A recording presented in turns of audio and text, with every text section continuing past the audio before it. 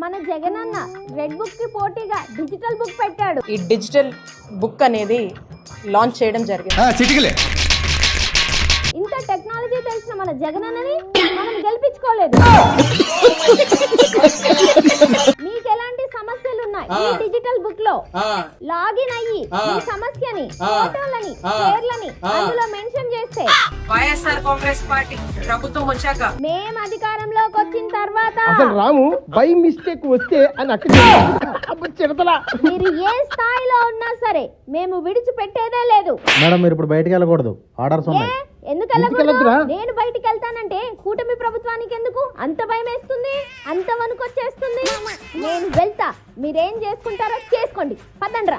అక్క అక్క అక్క డిజిటల్ బుక్ లో అప్పుడే ఓ కంప్లైంట్ వచ్చింది అక్క.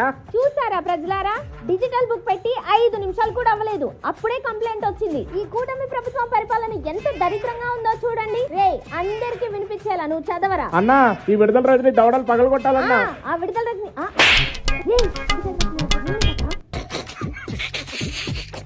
నీ గురించే పెట్టాడక ఫస్ట్ కంప్లైంట్. నువ్వు అధికారంలో ఉన్నప్పుడు వాళ్ళ ఆఫీస్ కూల్ చేసావని ఫోటోలు వీడియోలు సహా మొత్తం పెట్టేశాడక. అసలు ఈ బుక్ లో ఫస్ట్ కంప్లైంట్ నీ మీదే వచ్చిందక్క. మన గురించి కాకపోతే ఇంకెవరి గురించి పెడతారక్క? మనం చేసిన అన్యాయాలు అలాంటి. ఏమైంది కంప్లైంట్ ఎవరి మీద? సర్వర్ డౌన్ ఉందండి, సర్వర్ డౌన్ ఉంది. చెప్పు చెప్పవే, నేను వింటాను కదా. ఓ చెప్పే.